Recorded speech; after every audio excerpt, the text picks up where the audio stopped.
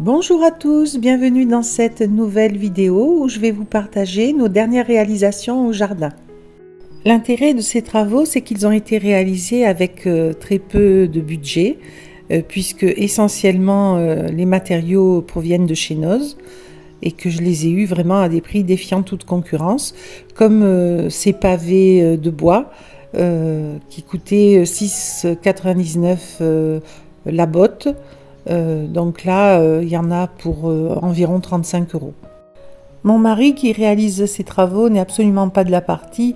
Aussi certainement, si vous vous y connaissez, vous direz non, c'est pas comme ça qu'il faut faire, etc. Ce n'est pas grave.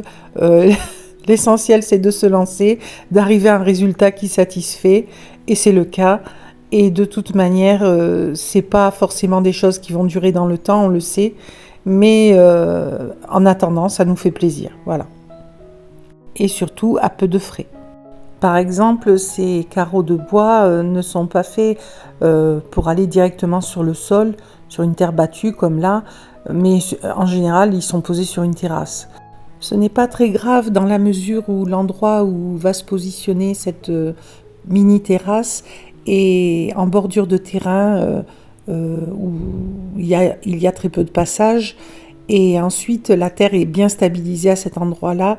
C'est de la terre battue mais vraiment dure, stable, et par-dessus on a mis un petit lit de sable qui permet également de stabiliser les carreaux. Sur le côté, il a positionné une barre de bois qui provient d'une palette, et cela retient la terre qui pourrait éventuellement venir par ce côté-là, qui est un peu plus élevé. Voilà. Là, il cale encore les pavés avec du sable qu'il va faire glisser dans les interstices et qui calera l'ensemble encore un peu mieux. Ce petit coin de jardin où se situe cette mini terrasse est calé entre une haie de laurier rose et une haie de laurier thym. Cet endroit est bordé de chaque côté et constitue comme une alcôve sympathique de laquelle on peut voir la majeure partie du terrain. On y est également abrité des vents et du soleil, ce qui n'est pas inutile dans notre région. C'est pourquoi j'y avais installé déjà une table et 2 chaises, mais on n'était pas très bien installé, et j'avais dans l'idée déjà de mettre ce type de carreaux au sol, mais leur prix exorbitant m'avait fait y renoncer. Heureusement, il y a eu cette offre chez Noz qui est tombée fort à propos. Ici, les blocs de béton sont ancrés dans le sol. Il y a des fondations. Mon mari a creusé, il a mis des barres de fer et il a élevé les blocs de part et d'autre en faisant un coffrage avec des bouts de palettes de bois. Et là, il positionne encore une trouvaille de chez Noz. Ce sont ces panneaux treillis en bois déjà traités. Le panneau coûtait là encore moins de 7 euros, alors que ce sont des panneaux qui coûtent 50 euros dans le commerce. On est allé voir leur prix, c'est exactement le prix. Il fixe ces panneaux grâce à ces plaques métalliques qu'il a fait sortir du béton. Il les visse, il vérifie avec le niveau que ce soit à peu près droit, et va faire bien sûr la même chose de l'autre côté. Ensuite, on va solidariser ces panneaux par un autre panneau qu'on va placer au-dessus, et on va encore en dresser un autre sur le côté de la maison, de façon à faire comme un triangle en fait, 2 panneaux d'un côté, un de l'autre, reliés chacun par un panneau. Voilà, on voit l'image là. Et ça va constituer comme un passage sur le côté pour arriver au jardin. Ça va faire une porte d'entrée au jardin, en gros. Là, on creuse un peu délicatement, parce qu'il y a les fondations à côté qu'il ne faut pas trop toucher. Et puis, il y a un tuyau aussi en dessous qui passe. Et on positionne un gros pot de fleurs qu'on va semi-enterrer pour qu'il se garde bien au frais l'été. Et dedans, il y a un hibiscus issu de graines d'hibiscus, hein, qui a poussé volontiers dans ce pot et qui fait déjà des belles fleurs et qui est déjà beau et qui va venir agrémenter le côté du panneau. Alors bien sûr, ces blocs sont inesthétiques, sans doute je vais les peindre par la suite en marron pour que ça ne se remarque pas. Voilà, là il oriente le pot de façon à ce que ce soit le plus joli. Alors bien sûr, ces panneaux dressés vers le ciel sont très fragiles, ils ne sont pas faits pour porter beaucoup de poids, hein. Bien que vous verrez, il a porté un poids de choix par la suite. Mais voilà, on va y faire pousser des choses légères. Si ça devenait plus important, on les solidifiera avec d'autres matériaux. Et voire plus tard, on les enlèvera. Ce n'est pas quelque chose, on le sait, qui sera durable dans le temps. Mais bon, même si ça dure que 4 ou 5 ans, c'est toujours ça, quoi. Voilà, là on plante des glycines que j'ai fait pousser également avec des graines de ma glycine principale et qui ont bien pris. C'est des graines que j'ai mis à la germination au printemps. Voilà. Donc là, une glycine, ça sera très joli si elle arrive à grimper le long. Bien sûr, au fil des années, elle va prendre du poids et c'est ça qui sera un danger pour le treillis. Il faudra peut-être mettre des piquets pour la soutenir hors treillis. On verra. On s'adaptera. Voilà, donc là il fait la même chose de l'autre côté. Donc pour ça, il est obligé de nettoyer le coin, puisque vous voyez, c'est très dense en laurier teint. Donc il les coupe, il les arrache. Et puis on va pouvoir par la suite positionner la deuxième glycine. Pour ceux qui ne connaîtraient pas la chaîne, sachez que c'est une chaîne dédiée au petit budget sous toutes ses formes, sous la forme des retours de courses très économiques que je peux faire en allant faire mes courses chez un déstockeur, chez Noz, chez Action, etc. Et même dans de grandes enseignes quand il y a des promotions intéressantes. D'une part, donc les retours de courses, d'autre part, des recettes à tout petit budget, des défis petit budget également que vous trouverez sur la chaîne et que j'ai compilé dans des playlists que je vous glisse en barre de description sous la vidéo ainsi qu'en commentaire épinglé. Ici, comme vous pouvez le voir, les économies ont été réalisées à plusieurs niveaux. D'une part, les matériaux qui ont coûté très peu cher puisqu'on les a trouvés chez Noz vraiment bradés. D'autre part, les végétaux sont issus de graines que j'ai plantées et qui ont poussé. Voilà. Pour tout vous dire, je suis allée en jardinerie pour voir le prix des glycines, même petites, hein. Il n'y en a pas à moins de 30 €, en tout cas dans ma région. Je suis désolée, moi je ne mets pas 30 € sur une glycine débutante. Voilà, c'est vraiment trop cher. Voilà, là vous me voyez en train de nettoyer les chaises, la table qui avait traîné dehors, qui ont pris l'eau. Voilà, qu'on avait négligé parce qu'on était dans les travaux, etc. Donc là, je renettoie tout, je leur donne un coup de frais et c'est bien plus sympathique. Et on va pouvoir utiliser vraiment ce coin. Cette table, d'ailleurs, elle provient de chez Action. Je l'avais payée, je crois, il y a 2 ou 3 ans, je ne sais plus exactement, 25 €. Et elle est pliable, c'est un autre avantage, elle est très légère, elle peut se déplacer d'un endroit à l'autre, d'ailleurs c'est ce qu'on n'hésite pas à faire. Les chaises également sont pliantes, elles sont bien plus anciennes et elles finissent leur vie là. Je pense que l'été prochain, j'achèterai de nouvelles chaises pliantes également, sûrement noires assorties à la table, toutes simples mais des chaises un peu plus fraîches quoi. Ou alors, si vraiment j'ai pas le budget, je repeindrai ces chaises vertes en noir. Voilà, c'est aussi une possibilité. Voilà, là on voit l'ensemble de la réalisation. Donc la petite alcôve terrasse, ainsi que l'accès au jardin sur le côté. Voilà. Donc ici nous avons l'ombre jusqu'à environ 14 heures, ce qui est nettement suffisant vu que l'été, l'après-midi, on ne se tient pas dehors tellement il fait chaud dans la région. Mais la glycine va apporter encore plus de fraîcheur et d'ombrage. Voilà. Et les glycines, ça pousse assez vite malgré tout. Donc, comme vous pouvez le voir là sur les images, cette petite pergola constitue comme une porte d'entrée sur le jardin d'agrément. Voilà.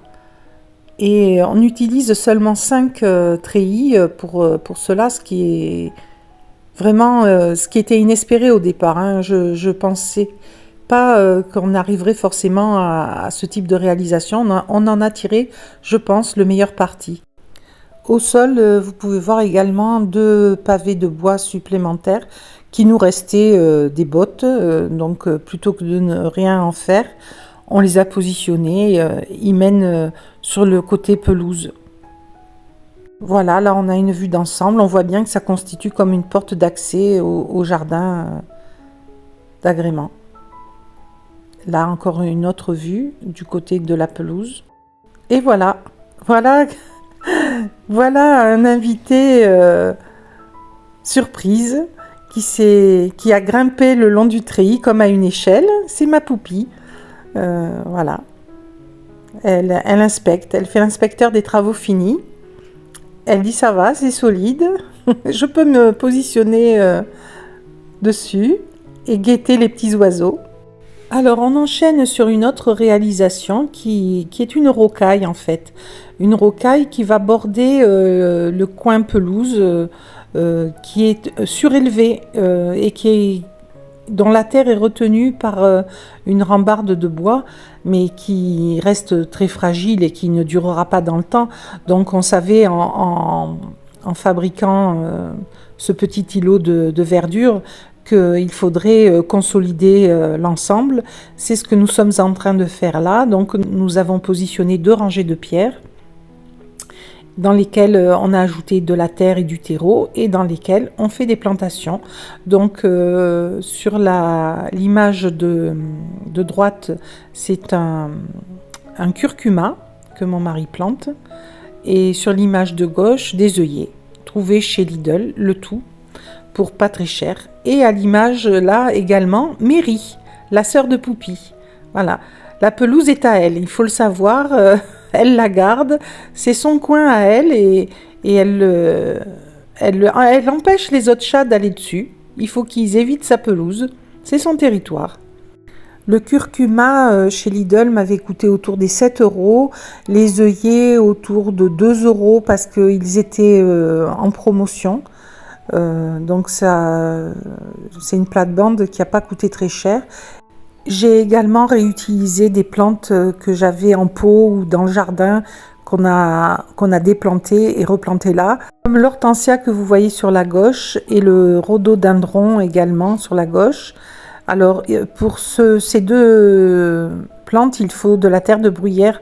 On en a mis dans le bac. Vous voyez la Mary, la coquine, elle a attaqué son frère parce qu'il passait sur son gazon. Bon, elle l'attaque gentiment, hein, elle lui fait savoir qu'il ne faut pas le faire. Et elle montre sa puissance en faisant ses griffes de suite après. Et Sam se cache, hein, et il le sait, il longeait le mur, il se disait peut-être qu'elle ne me verra pas. C'était sans compter sans Louis fine de Mary. Voilà. C'est chez elle. Alors là, le gazon, vous voyez, il est en piteux état après l'été, après les grosses chaleurs. Hein. Il va falloir reprendre tout ça à l'automne. Et là, vous voyez que nous avons fait un 3e niveau de pierre. On a positionné un 3e niveau de pierre. Alors ces pierres, on va les chercher en forêt. On en a certaines sur le terrain, des grosses pierres, on en a trouvé en creusant. Mais sinon, on va les chercher en forêt. On a un petit terrain en forêt qui est à nous, sur lequel on va chercher des matériaux comme du bois, des pierres. Nous avons également créé cette petite marche pour descendre de la pelouse parce qu'il y avait quand même une hauteur qui était désagréable. C'est juste un parpaing de béton positionné sur un petit lit de béton également et recouvert de pierres et de 2 carreaux. Un autre petit aménagement au jardin a été de positionner cette horloge solaire que nous avions trouvée dans une ressourcerie pour 3 € seulement, ainsi que cette petite table qui est entre les 2 transats là actuellement. Voilà, là on voit l'horloge solaire positionnée entre les 2 fenêtres. Mon mari a juste dû couper une barre métallique pour former l'aiguille, elle manquait. Un bon moyen pour économiser un peu d'argent dans la réalisation des travaux, c'est justement ce que nous avons fait là, d'utiliser les matériaux déjà disponibles sur le terrain. Ici, les pierres abondent, donc il y en a de partout. Vous voyez, les petites murettes sont constituées de pierres plates assemblées ou dressées. Voilà, c'est suivant les endroits, on les utilise d'une façon ou d'une autre. D'ailleurs, toutes les murettes que vous voyez là à l'écran, c'est moi qui les ai réalisées. Alors pour l'instant, nous avons réalisé cette jardinière que d'un côté de la marche, du côté gauche en regardant par le bas. Du côté droit, on veut créer un bassin, donc c'est un travail qui va nécessiter du temps. Qu'on entreprendra peut-être l'année prochaine, sinon l'année d'après. Ce bassin sera bordé de pierres également et retenu par les pierres de la même façon que nous avons constitué cette rocaille. Ça formera une symétrie parfaite.